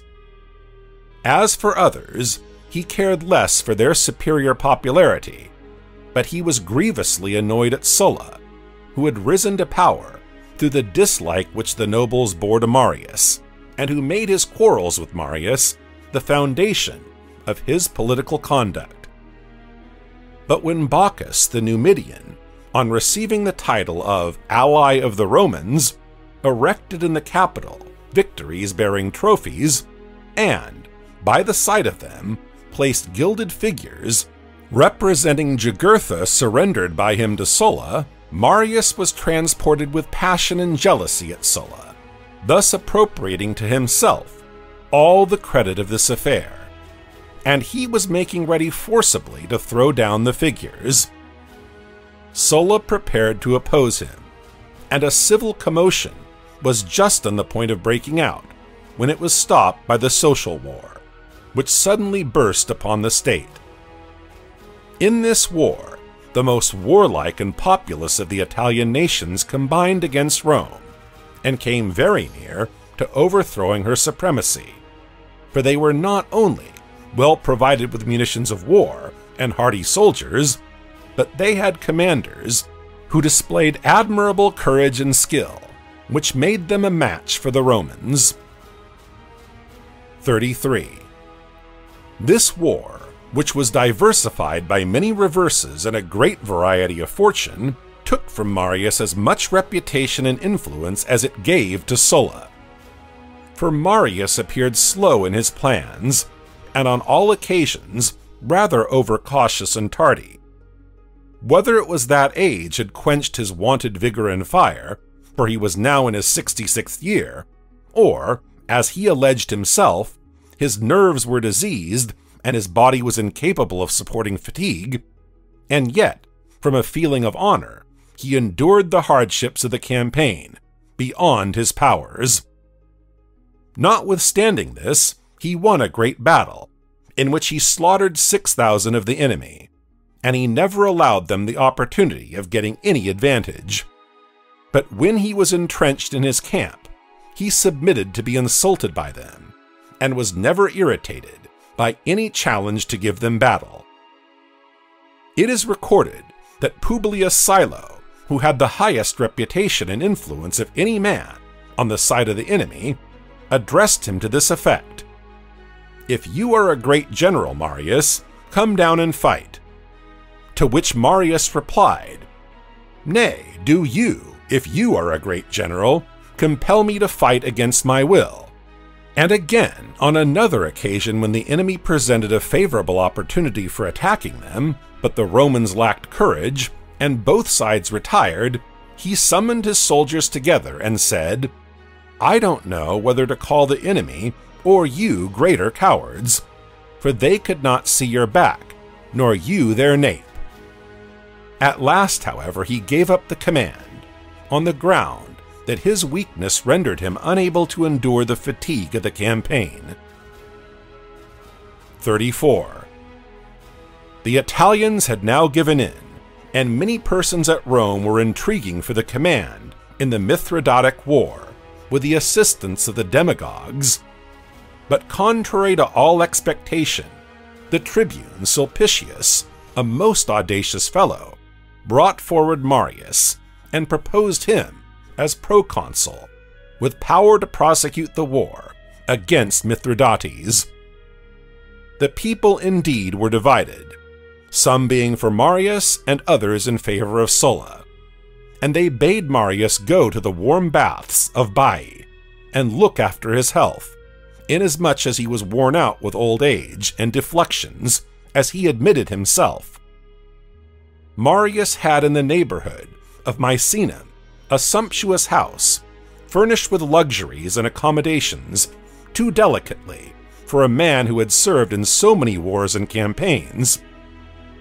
It is said that Cornelia bought this house for 75,000, and that no long time after it was purchased by Lucius Lucullus for 2,500,000. So quickly did extravagant expenditure spring up, and so great was the increase of luxury. But Marius, moved thereto by boyish emulation, throwing off his old age and his infirmities, went daily to the Campus Martius, where he took his exercises with the young men, and showed that he was still active in arms, and sat firm in all the movements of horsemanship, though he was not of a compact form in his old age, but very fat and heavy. Some were pleased at his being thus occupied, and they came down to the campus to see and admire his emulation and his exercises.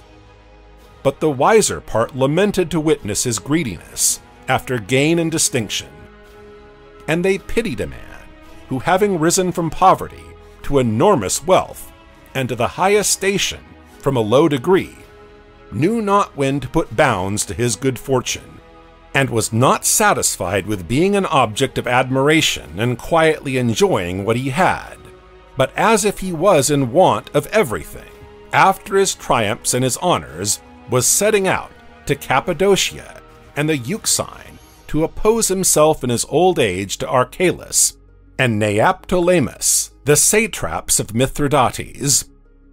The reasons which Marius alleged against all this in justification of himself appeared ridiculous. He said that he wished to serve in the campaign in order to teach his son military discipline. 35.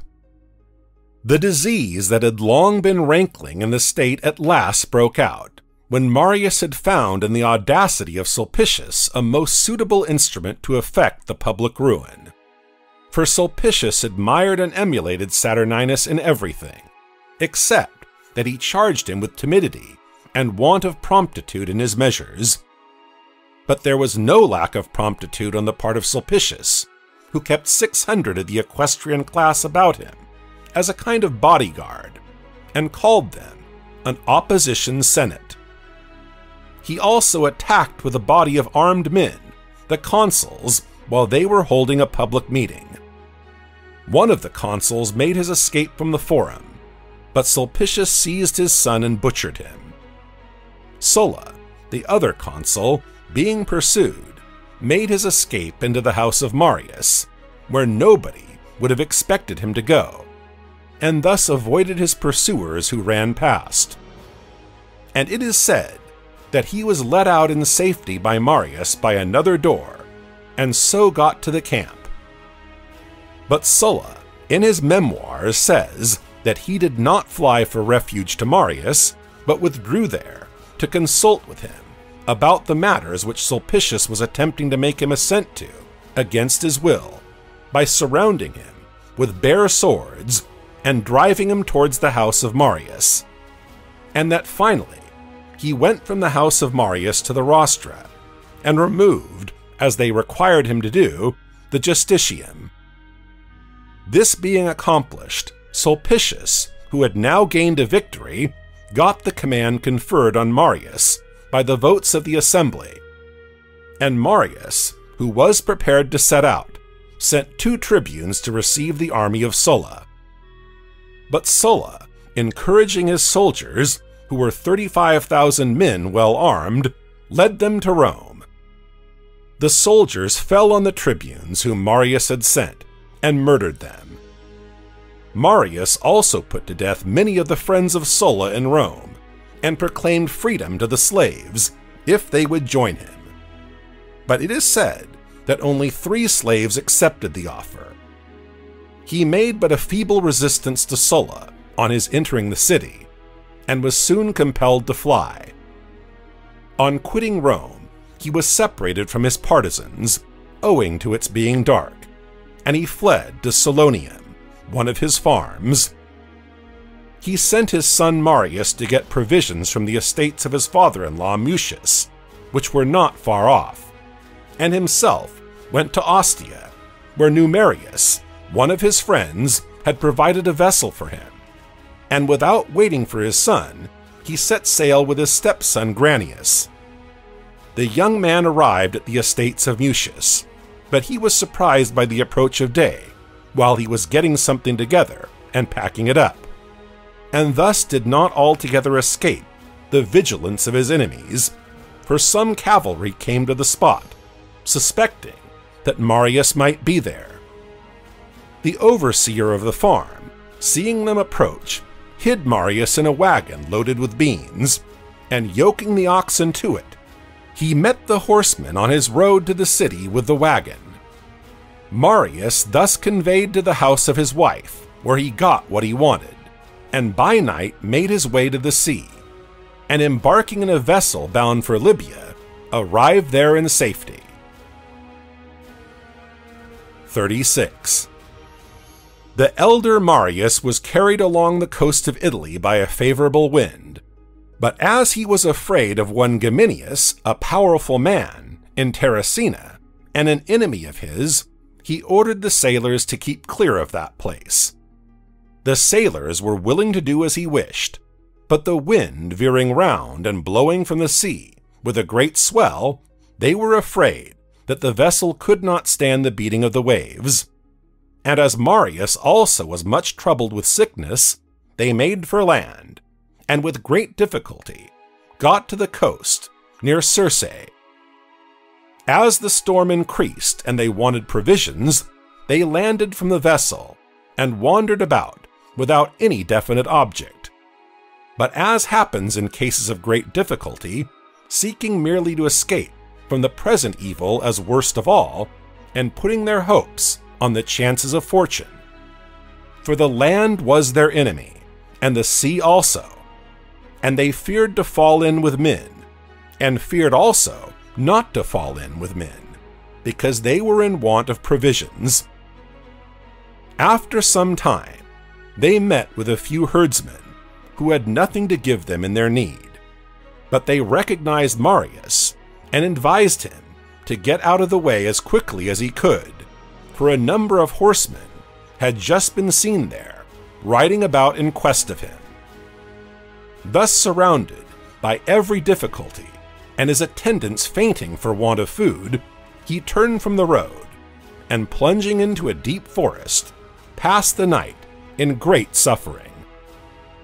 The next day, compelled by hunger, and wishing to make use of his remaining strength before he was completely exhausted, he went along the shore, encouraging his followers, and entreating them not to abandon the last hope, for which he reserved himself on the faith of an old prediction. For when he was quite a youth and living in the country, he caught in his garment an eagle's nest as it was falling down, with 7 young ones in it, which his parents, wondering at, consulted the soothsayers, who told them that their son would become the most illustrious of men, and that it was the will of fate that he should receive the supreme command and magistracy 7 times. Some affirm that this really happened to Marius, but others say that those who were with Marius at this time and in the rest of his flight heard the story from him, and believing it, recorded an event which is altogether fabulous. For an eagle has not more than 2 young ones at a time, and they say that Mauseus was mistaken when he wrote of the eagle thus: lays 3, 2 hatches, and 1 tends with care.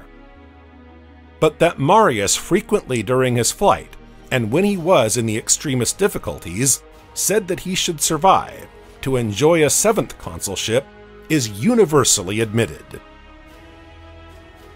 38.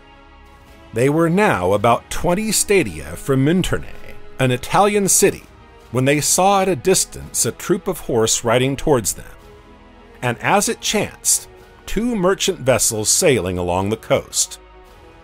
Running down to the sea as fast as they could, and as their strength would allow, and throwing themselves into the water, they swam to the vessels. Granius, having got into one of the vessels, passed over to the island of Veneria, which is off that coast. But Marius, who was heavy and unwieldy, was with difficulty held above the water by 2 slaves and placed in the other vessel. The horsemen, being now close to them, and calling from the shore to the sailors, either to bring the vessel to land, or to throw Marius overboard, and to set sail wherever they pleased. But as Marius entreated them with tears in his eyes, those who had the command of the vessel after changing their minds as to what they should do as often as was possible in so short a time, at last told the horsemen that they would not surrender Marius. The horsemen rode off in anger, and the sailors, again changing their minds, came to land. And casting anchor at the mouth of the Liris, which spreads out like a lake, they advised Marius to disembark and take some food on land, and to rest himself from his fatigues till a wind should rise. They added that it was the usual time for the sea breeze to decline, and for a fresh breeze to spring up from the marshes. Marius did as they advised, and the sailors carried him out of the vessel, and laid him on the grass, little expecting what was to follow.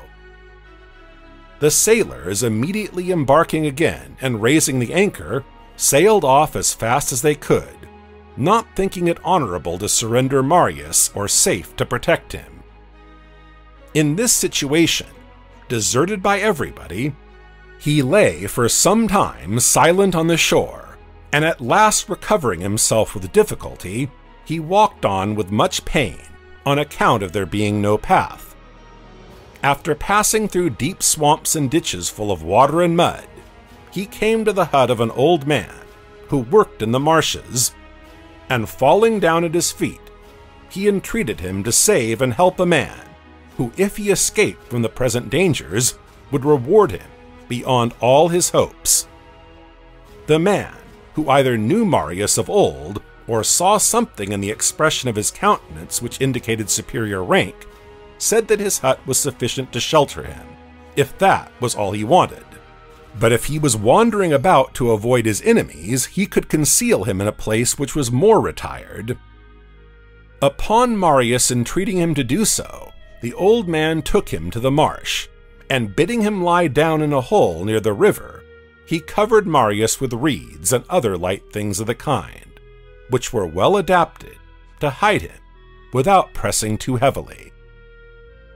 38. After a short time, a sound and noise from the hut reached the ears of Marius. Geminius of Terracina had sent a number of men in pursuit of him, some of whom had chanced to come there, and were terrifying the old man, and rating him for having harbored and concealed an enemy of the Romans.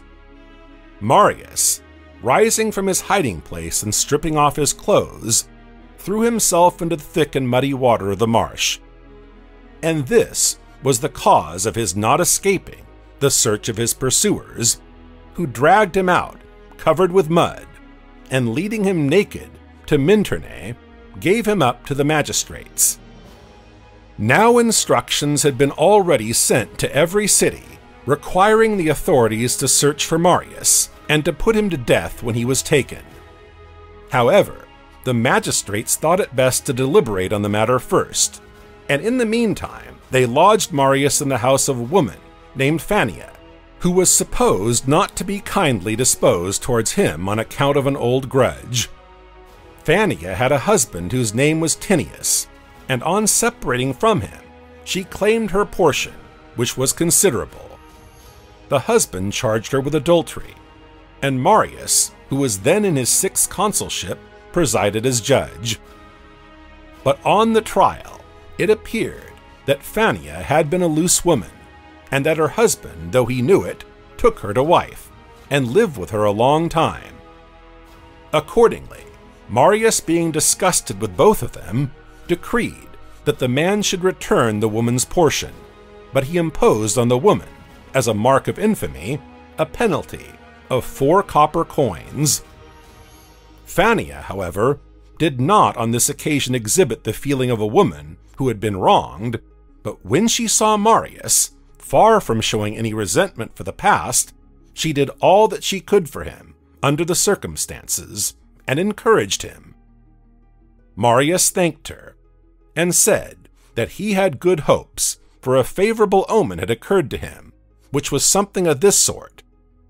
When they were leading him along, and he was near the house of Fannia, the doors being opened, an ass ran out to drink from a spring, which was flowing hard by. The ass, looking at Marius in the face with a bold and cheerful air, at first stood opposite him, and then, making a loud braying, sprang past him, frisking with joy. From this Marius drew a conclusion, as he said that the deity indicated that his safety would come through the sea rather than through the land, for the ass did not betake himself to dry food, but turned from him to the water. Having said this to Phania, he went to rest alone, bidding her close the door of the apartment. 39. The magistrates and council of Minturnae, after deliberating, resolved that there ought to be no delay, and that they should put Marius to death. As none of the citizens would undertake to do it, a Gallic or Cimbrian horse soldier, for the story is told both ways, took a sword and entered the apartment. Now that part of the room in which Marius happened to be lying was not very well lighted, but was in shade, and it is said that the eyes of Marius appeared to the soldier to dart a strong flame, and a loud voice issued from the gloom. "Man, do you dare to kill Gaius Marius?"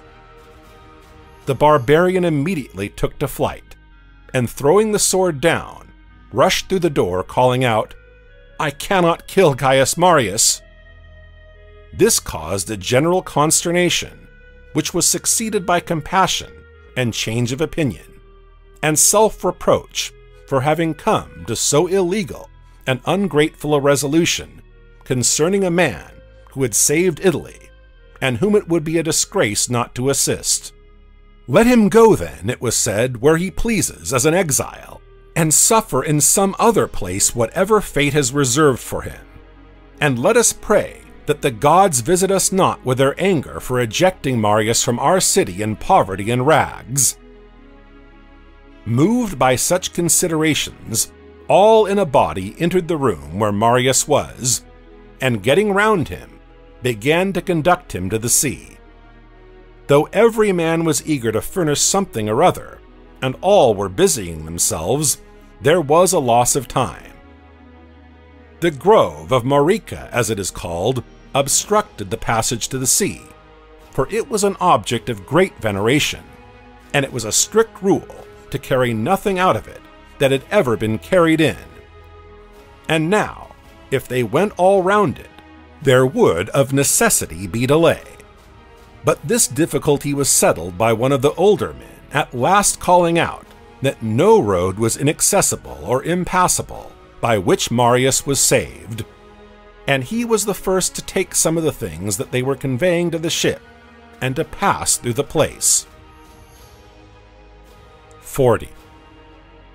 Everything was soon got ready through these zealous exertions, and a ship was supplied for Marius by one Baelius, who afterwards caused a painting to be made representing these events, and dedicated it in the temple.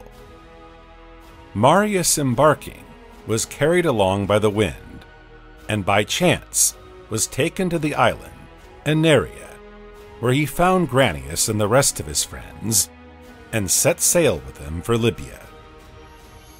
As their water failed, they were compelled to touch at Iracina in Sicily.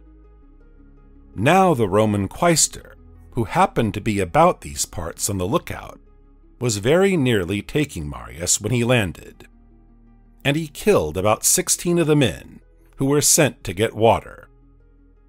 Marius, hastily embarking and crossing the sea to the island of Menix, there learned for the first time that his son had escaped with Cethegus, and that they were going to Iamphus, king of the Numidians, to ask of him. This news encouraged him a little, and he was emboldened to move from the island to the neighborhood of Carthage.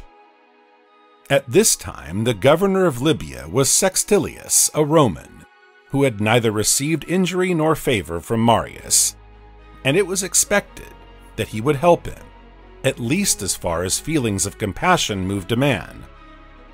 But no sooner had Marius landed with a few of his party than an officer met him, and standing right in front of him said, "The governor Sextilius forbids you, Marius, to set foot on Libya, and he says that if you do, he will support the decree of the Senate by treating you as an enemy."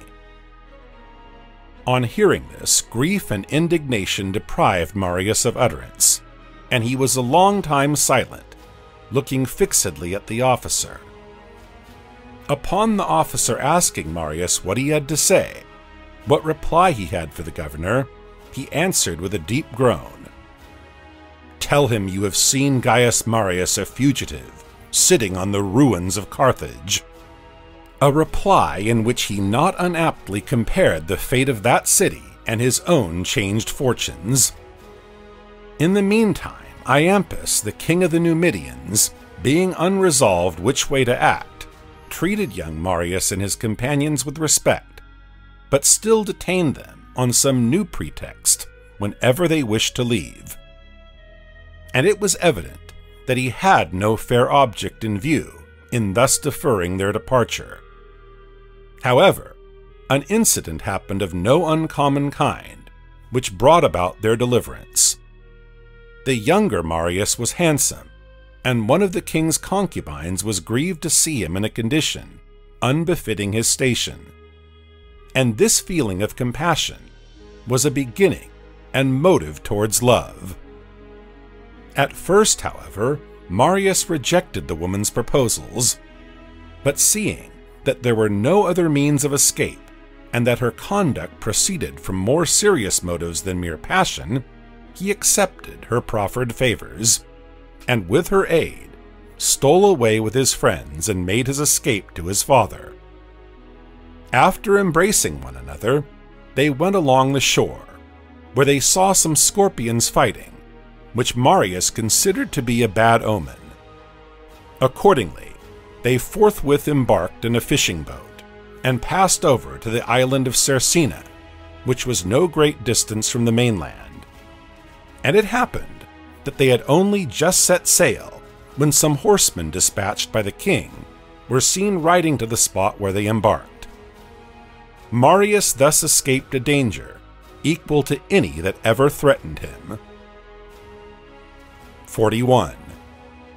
News reached Rome that Sulla was encountering the generals of Mithridates in Boeotia, while the consuls were quarreling and taking up arms. A battle was fought, in which Octavius got the victory, and ejected Cinna, who was attempting to govern by violent means, and he put in Cinna's place as consul Cornelius Merula. But Cinna collected troops in Italy, and made war against Octavius. On hearing this, Marius determined to set sail immediately, which he did with some Moorish cavalry that he took from Africa, and some few Italians who had fled there. But the number of both together did not exceed 1,000. Coming to shore at Telamo, in Terrahenia, and landing there, Marius proclaimed freedom to the slaves. And as the freemen who were employed in agriculture there, and in pasturing cattle, flocked to the sea, attracted by his fame, Marius persuaded the most vigorous of them to join him, and in a few days he had collected a considerable force and manned 40 ships. Knowing that Octavius was an honorable man, and wished to direct the administration in the justest way, but that Cinna was disliked by Sulla, and opposed to the existing constitution, he determined to join him with his force. Accordingly, he sent to Cinna, and proffered to obey him as consul in everything. Cinna accepted the proposal, and naming Marius proconsul, sent him fasces and the other insignia of the office. Marius, however, observing that such things were not suited to his fortunes, clad in a mean dress, with his hair uncut from the day that he had been in exile, and now about 70 years of age, advanced with slow steps, wishing to make himself an object of compassion. But there was mingled with his abject mien more than his usual terrific expression of countenance, and through his downcast looks he showed that his passion, so far from being humbled, was infuriated by his reverses of fortune. 42. As soon as he had embraced Cinna and greeted the soldiers, Marius commenced active operations and gave a great turn to affairs. First of all, by attacking the corn vessels with his ships and plundering the merchants, he made himself master of the supplies. He next sailed to the maritime cities, which he took, and finally, Ostia being treacherously surrendered to him, he made plunder of the property that he found there, and put to death many of the people. And by blocking up the river, he completely cut off his enemies from all supplies by sea. He now moved on with his army towards Rome, and occupied the Janiculus. Octavius damaged his own cause, not so much from want of skill, as through his scrupulous observance of the law, to which he unwisely sacrificed the public interests. For though many persons advised him to invite the slaves to join him by promising their freedom, he refused to make them members of the state from which he was endeavoring to exclude Marius in obedience to the law. On the arrival at Rome of Metellus, the son of Metellus, who had commanded in Libya and had been banished from the city through the intrigues of Marius, the soldiers deserted Octavius and came to Metellus, entreating him to take the command and save the city. They said if they had an experienced and active commander, they would fight well and get the victory. But Metellus expressed great dissatisfaction at their conduct, and bade them go to the consul, upon which they passed over to the enemy. Metellus also in despair left the city. But Octavius was persuaded by Chaldeans and certain diviners and interpreters of the Sibylline books to stay in Rome by the assurance that all would turn out well. Octavius, who in all other matters had as solid a judgment as any Roman, and most carefully maintained the consular dignity free from all undue influence according to the usage of his country and the laws, as if they were unchangeable rules, nevertheless showed great weakness in keeping company with impostors and diviners, rather than with men versed in political and military matters. Now Octavius was dragged down from the rostra before Marius entered the city by some persons who were sent forward and murdered. And it is said that a Chaldean writing was found in his bosom after he was killed. It seemed to be a very inexplicable circumstance that of two illustrious commanders, Marius owed his success to not disregarding divination, and Octavius thereby lost his life. 43. Matters being in this state, the Senate met and sent a deputation to Cinna and Marius to invite them into the city, and to entreat them to spare the citizens. Cinna, as consul, sitting on his chair of office, gave audience to the commissioners, and returned a kind answer. Marius stood by the consul's chair without speaking a word, but indicating, by the unchanging heaviness of his brow and his gloomy look, that he intended to fill Rome with slaughter. After the audience was over, they marched to the city. Cinna entered, accompanied by his guards, but Marius, halting at the gates, angrily affected to have some scruples about entering. He said he was an exile and was excluded from his country by a law, and if anybody wanted to have him in the city, they must go to the vote again and undo the vote by which he was banished, just as if he were a man who respected the laws and were returning from exile to a free state.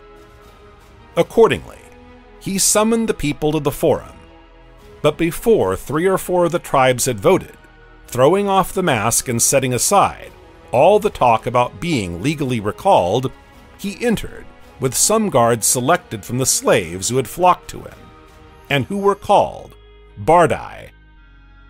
These fellows killed many persons by his express orders, and many on the mere signal of his nod. And at last meeting with Ancarius, a senator who had filled the office of praetor, they struck him down with their daggers in the presence of Marius, when they saw that Marius did not salute him. After this, whenever he did not salute a man or return his salute, this was a signal for them to massacre him forthwith in the streets, in consequence of which even the friends of Marius were filled with consternation and horror when they approached him. The slaughter was now great, and Cinna's appetite was dulled, and he was satisfied with blood. But Marius daily went on with his passion at the highest pitch, and thirsting for vengeance, through the whole list of those whom he suspected in any degree. And every road and every city was filled with the pursuers, hunting out those who attempted to escape and conceal themselves, and the ties of hospitality and friendship were proved to be no security in misfortune, for they were very few who did not betray those who sought refuge with them.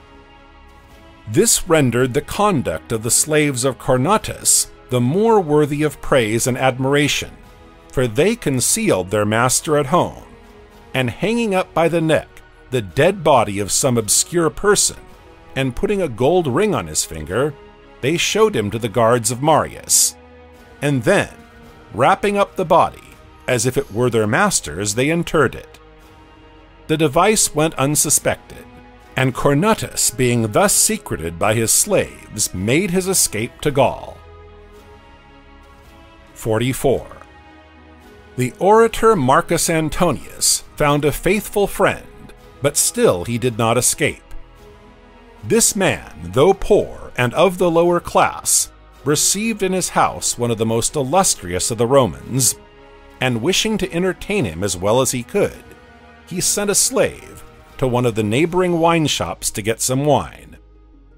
As the slave was more curious than usual in tasting it, and told the man to give him some better wine, the merchant asked what could be the reason that he did not buy the new wine as usual and the ordinary wine, but wanted some of good quality and high price. The slave replied in his simplicity, as he was speaking to an old acquaintance, that his master was entertaining Marcus Antonius, who was concealed at his house.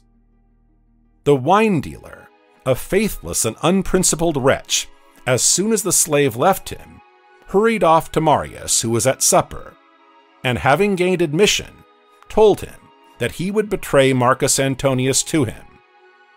On hearing this, Marius is said to have uttered a loud shout, and to have clapped his hands with delight. And he was near getting up and going to the place himself, but his friends stopped him, and he dispatched Annius with some soldiers, with orders to bring him the head of Antonius immediately. On reaching the house, Annius waited at the door, and the soldiers, mounting the stairs, entered the room. But on seeing Antonius, every man began to urge some of his companions and push him forward to do the deed instead of himself.